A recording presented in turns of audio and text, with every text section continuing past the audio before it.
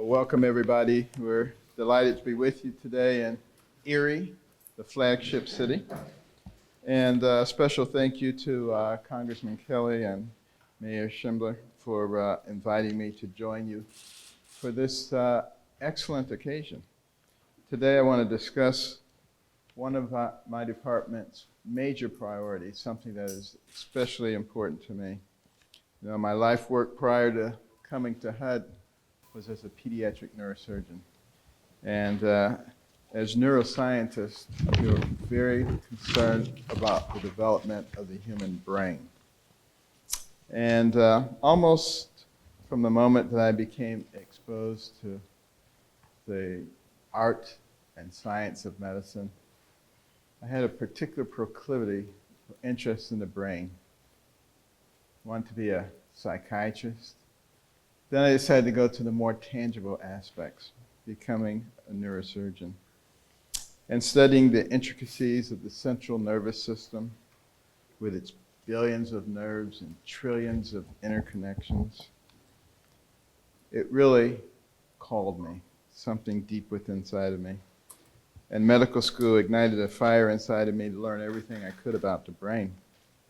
Now, in the course of that quest, from doctor to neurosurgeon, to head of pediatric neurosurgery at Johns Hopkins, I became acutely aware of the horrendous effects of lead on the developing brain. And I mention that to emphasize the mindset from which I come to this topic. Because I approach this endeavor, lead and other home hazard prevention, with a tremendous sense of purpose and an enormous degree of humility, and an insatiable desire to fix these problems quickly and correctly, I feel that we can eliminate lead as a hazard in our nation in our lifetimes. And that's why you've seen a tremendous increase in the amount of funding in the last 2 years for lead. You know, I can remember operating all night long sometimes, trying to give little children a second chance at life, only to be faced with a dilemma in a couple of days of having to send some of these kids back to environments that were filled with lead and mold and other types of deleterious elements. And it was a real dilemma for me. I really didn't want to do it. But now, thank God, there's an actual opportunity to do something about it. And that's why I'm pleased to announce today, nationally, that HUD is awarding $27.8 million to 38 public housing agencies in 25 states. They're identified to reduce lead-based paint hazards in thousands of public housing units. $1 million of that money will go to the Housing Authority of the City of Erie, Pennsylvania. HUD has a long history of working to ensure lead-safe housing, which fits into the broader federal response to address lead hazards found in paint, dust, soil, and other sources like water and consumer goods. For 25 years, HUD's Office of Lead Hazard Control and Healthy Homes has worked to improve methods to identify and address home-related health and safety hazards, including and especially those from lead. Since 1993, HUD has awarded more than $2 billion in grants to communities for identification and control of lead-based hazards in more than 200,000 low-income privately owned housing units. We continue to expand our emphasis on lead, the money that we contribute to it, the research that is done. And we will continue with our mission to make every home in America lead-free and a safe place for every family to grow and to flourish. And we will continue the mission of trying to create the right kind of environment for healthy brain development, because that is something that can only help us as a society. increasing the potential of our young people and increasing the potential of our nation as a result of that. So with that, we would like to present this check for $1 million to the Housing Authority of the City of Erie, Pennsylvania. And we hope that it will go a long way toward eliminating lead hazard in our environment.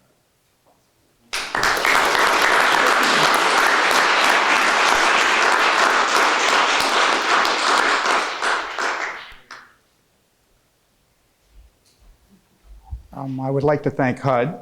I would like to thank the Secretary in particular. It was obvious in his speech last night that he has not just a warm spot, not just caring, but a mission to take care of children. We at the Housing Authority understand that our housing is older and that some of it does still have some lead-based paint in it.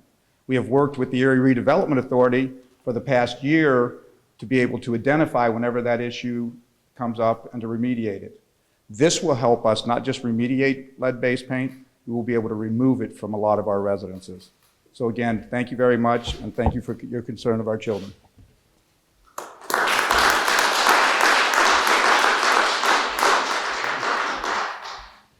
Secretary Carson, on behalf of all the people of Erie, I want to thank you for what you've done for us. It's incredible. I agree with Mike Fraley. Your speech last night was very moving. That was obviously from the heart. We appreciate all you're doing.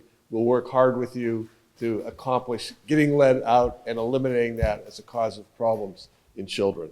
Also very happy to have Senator Dan Laughlin here with us and Congressman Mike Kelly as well. Next I'm going to turn it over to Congressman Mike Kelly to end the show. Thank you. Thank you, Joe. Thank you. Thank you. Well, again, not good morning, but great morning. The last couple of days have been absolutely fantastic. This is what we call it Erie's homecoming. This is really America's homecoming. And the fact that you're here, and I've got to tell you, Doctor, we just spoke a little bit last night. From 2013, when you spoke at the National Prayer Breakfast, you stepped out of that setting into a national setting and have continued to do with amazing work that you're doing and a calmness that you have about you that I think really stills the waters and really then points out what it is that we're all trying to do. And I got to tell you, there's an old saying about 90% of life is showing up, because when you show up, people know you care. President Trump has been here. Secretary DeVos has been here. Chief Administrator McMahon has been here. Secretary Carson's here. Actions speak louder than words. A tremendous commitment to the city of Erie, and not just with words, but with action. I can't tell you how great it was to be with you last night, have a chance to have dinner. And Senator Laughlin and I have been working on a lot of things together. I think that's the way it's supposed to work out. Joe and I would get along so well. And when it comes down to, when we go away from politics and go to policy and policy about people, that's when we all win. But what I was really astounded with, there's 8,100 homes in Erie right now people are living in that need to have this type of, this getting rid of the lead paint. It's just a fact of the way homes are built in the old days and how we put them together. But this goes a long way into taking care of the most precious asset we have, and those are our children. So being here with you today is a great honor. Being with Joe and Danny, always a great honor. The work that government can do and is doing is very much appreciated by the citizens of Erie and the citizens of the country. So, Doctor, again, thank you so much for being here. It has been uplifting to have you here the last couple of days. So thank you so much. God bless.